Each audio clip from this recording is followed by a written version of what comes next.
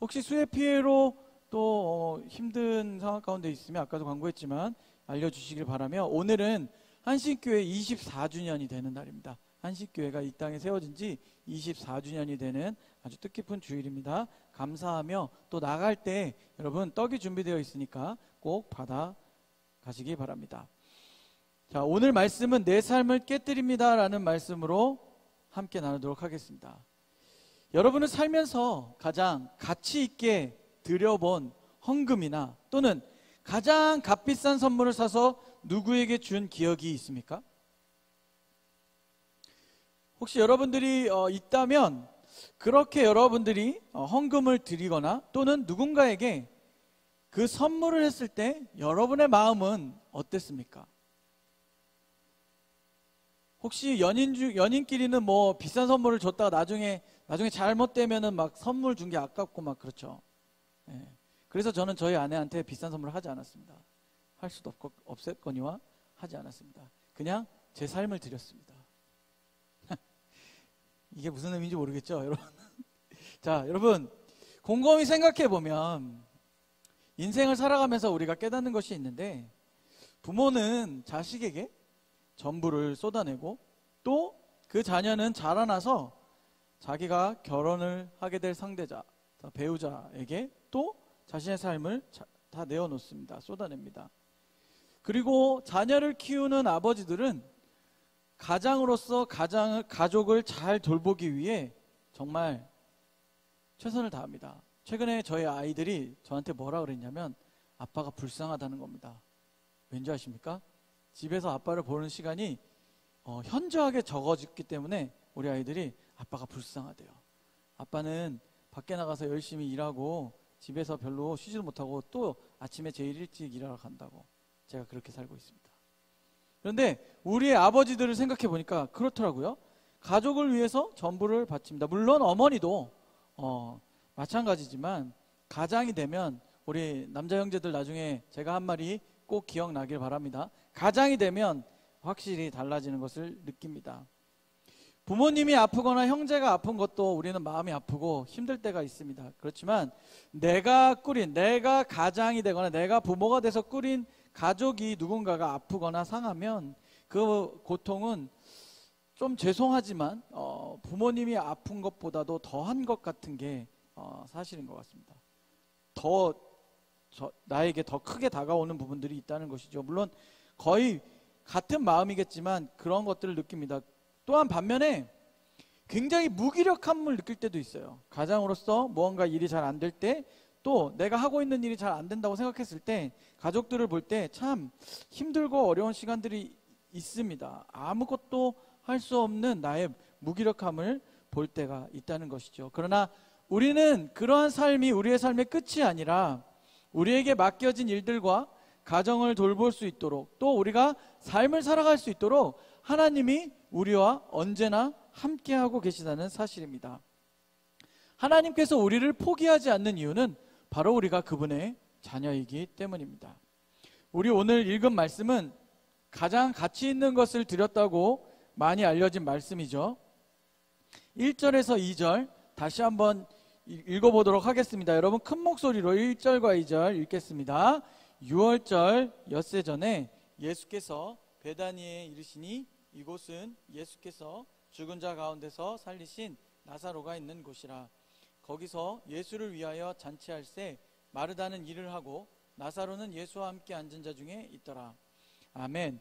여러분 다시 말하면 예수님은 이제 더 이상 사람들을 피해서 숨지 않으신다는 겁니다.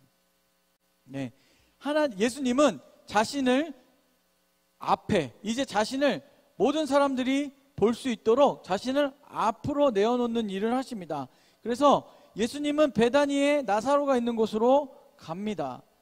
나사로는 여러분 어떤 의미가 있어요? 앞에 지난주에 우리가 본 것처럼 나사로는 어떤 의미가 있어요?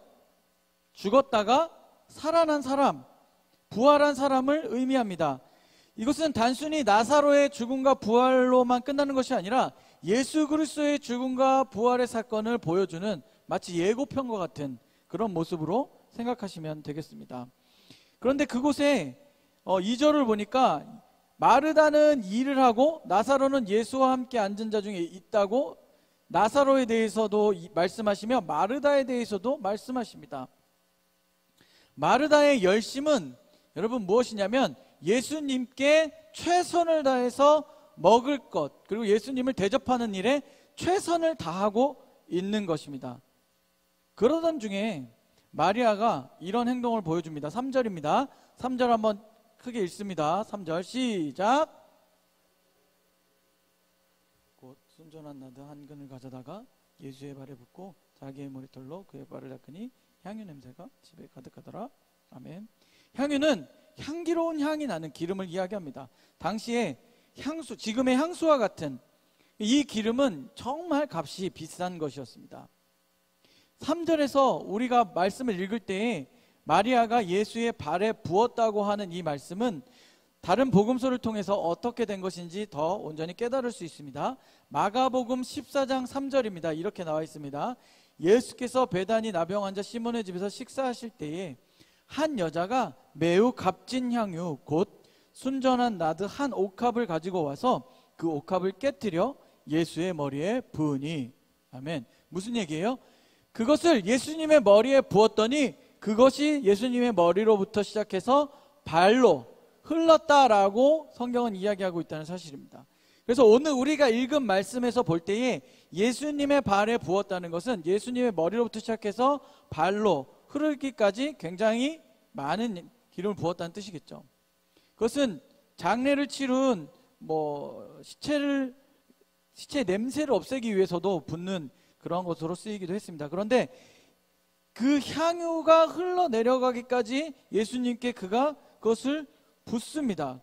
그리고 마리아는 오늘 말씀에서 보는 것처럼 자신의 머리카락으로 예수님의 발을 닦습니다. 그런데 이 예수님의 발을 닦았다라고 하는 의미는 단순히 그냥 머리로부터 흘러나온 기름에 발에 묻은 걸 이렇게 쓱싹쓱싹 닦았다, 위를 이렇게 닦고 끝난 것이 아니라 예수님의 발 구석구석을 자신의 머리카락으로 완전히 다 문지르면서 닦았던 것을 의미합니다. 여러분, 이게 무슨 의미일까요?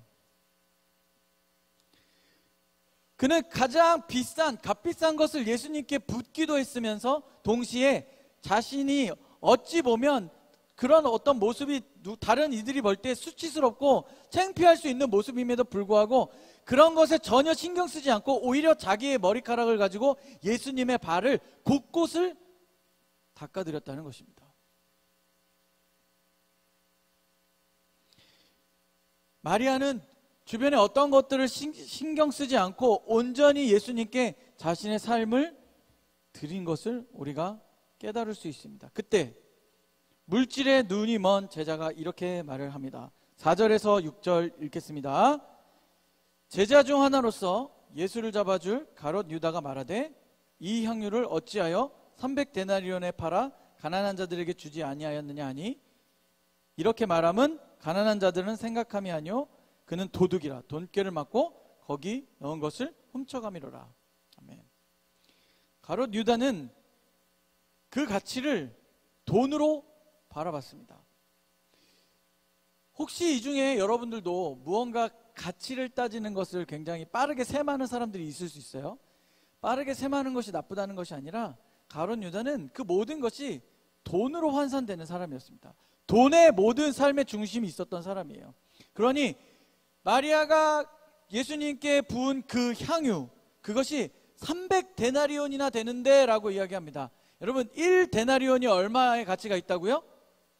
잘 알고 계시죠? 네, 혹시 모를까봐 한 번 더 알려드리지만 이제 여러분 많이 듣게 될 겁니다.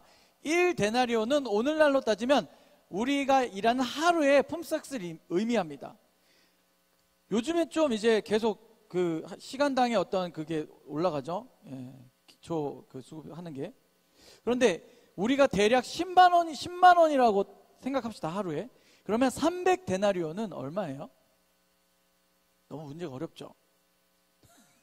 어려워요? 네. 자, 얼마예요? 하루에 10만 원, 300일이면 3천? 맞아요? 이런 거 하지 마요. 자, 여러분이 계산한 그 금액, 그런데 그녀가 그 1년 동안 거의 우리가 1년 동안 일해서 살 수 있는 그 가치를 예수님께 부었다는 사실입니다. 그리고 그것을 돈으로 환산하면서 가룟 유다가 하는 말이 이거죠. 그것을 팔아서 가난한 사람들한테 나눠주면 더 많은 사람들이 이익을 볼 거 아니냐라는 이야기를 하지만 사실 그는 가난한 사람들에게 관심이 없던 것입니다. 단순히 그것이 얼마나 큰 가치가 있으며 그것에 그 가치에 있는 그 향유가 아깝다는 말을 하고 있는 것입니다. 마리아의 가치는 돈이 아니라 자신이 가진 가장 소중한 것을 드리는 것이었습니다. 물론 예수님의 죽음을 의미하는 또 예수님의 죽음을 준비하는 것으로도 볼 수 있지만 그녀가 드린 것은 쉽게 드릴 수 있는 것이 아니었다는 것입니다. 7절에서 8절을 읽겠습니다. 예수께서 이르시되 그를 가만히 두어 나의 장래할 날을 위하여 그것을 간직하게 하라. 가난한 자들은 항상 너희와 함께 있거니와 나는 항상 있지 아니하리라 하시니라. 아멘. 예수님은 마리아의 행동을 보고 멈추지 않게 하십니다. 이제 그 때가, 예수님의 때가 가까워옴을 말씀하고 계십니다. 예수님이 어떻게 되실지 알고 말씀하실 때 사람들은 또 제자들은 여전히 그것을 깨닫지 못했지만 마리아는 자신이 가진 것을, 온전한 그 모든 것을 예수님께 드리며 예수님의 죽음을 준비하는 것을 볼 수 있습니다. 저는 이 말씀을 준비하면서 이 부분에서 정말 굉장히 큰 은혜를 묵상하게 됩니다. 마리아는 자신이 가진 가장 소중한 것을 아낌없이 주님 앞에 내어놓습니다. 그런데 여러분, 이것이 향유를 예수님께 드린 것으로 끝이 아니라는 것입니다. 왜냐하면 그녀가 예수님께 했던 행동을 다시 한번 잘 생각해 보십시오. 수치스럽고 당시에 하인들이, 최하급에 있는 하인들이나 하는 발을 닦는 것을, 그것도 수건이나 손이 아닌 자신의 머리카락으로 예수님의 발의 구석구석을 닦는 그녀는 예수님 앞에 향유를 드렸다고 우리는 생각할 수 있지만 그녀는 예수님 앞에 자신의 삶을 깨뜨려 완전히 내어놓은 것입니다.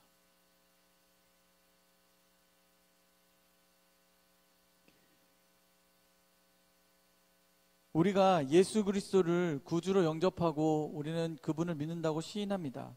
그렇다면 저와 여러분은 과연 어디까지 할 수 있을까요? 우리가 예수님을 사랑하면 어떻게까지 드릴 수 있을까요?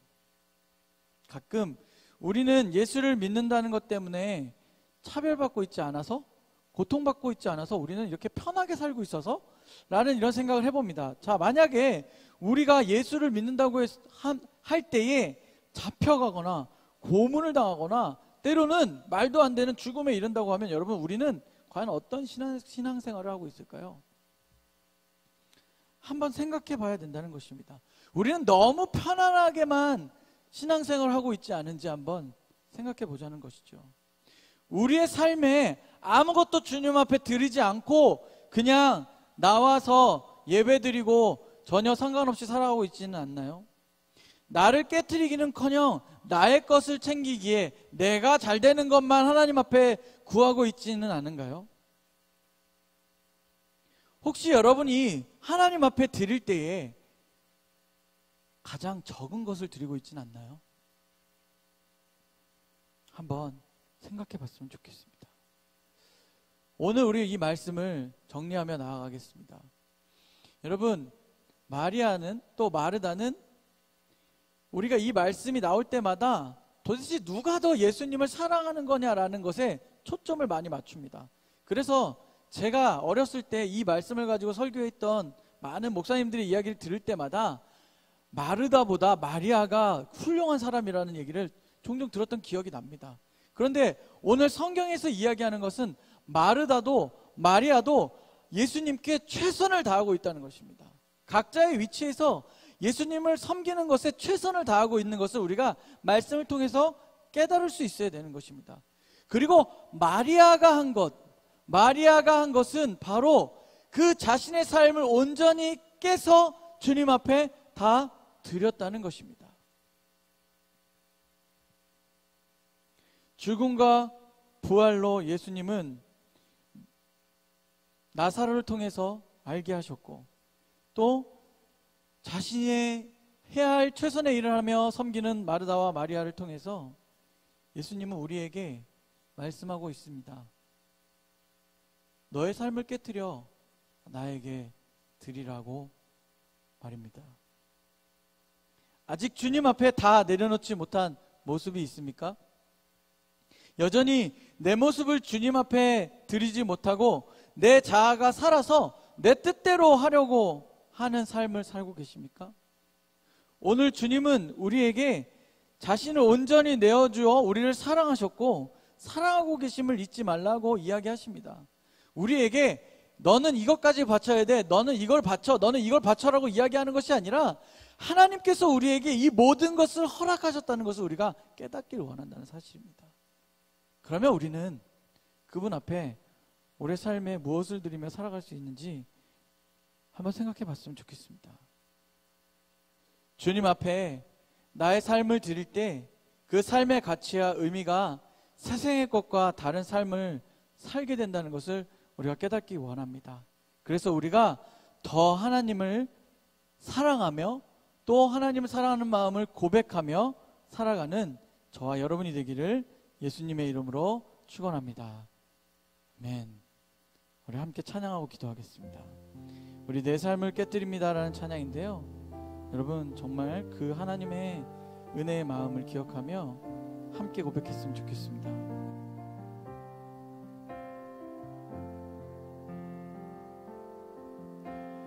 날 위해 십자가에서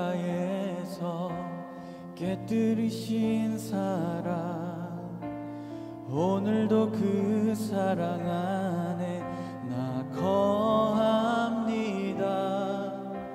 주님의 생명 내 안에 있고 주님의 사랑 날 강권하니 나 오늘도 주께 내 삶을 깨뜨립니다. 다시 한번 날 위해 십자가에서, 날 위해 십자가에서 깨뜨리신 사랑, 오늘도 그 사랑 안에 나 거합니다. 주님의 생명 내 안에 있고 주님의 사랑 날 강권하니 오늘도 주께 내 삶을 깨뜨립니다. 오 주여 내 삶을 깨뜨립니다. 주 머리 위에 붓습니다. 내 모든 삶과 생명을 주님 얻으소서. 오 주여 내 삶을 깨뜨립니다. 주 머리 위에 붓습니다. 주님께라면 아깝지 않. 오 주여 내 삶을 깨뜨립니다. 오 주여 내 삶을 깨뜨립니다. 주 머리 위에 붓습니다. 내 모든 삶과 생명을 주님 얻으소서. 오 주여 내 삶을 깨뜨립니다. 주 머리 위에 붓습니다. 주님께라면 아까 한 번 더 고백합니다. 오 주여 내 삶을 깨뜨립니다. 오 주여 내 삶을 깨뜨립니다. 주 머리 위에 붓습니다. 내 모든 삶과 생명을 주님 얻으소서.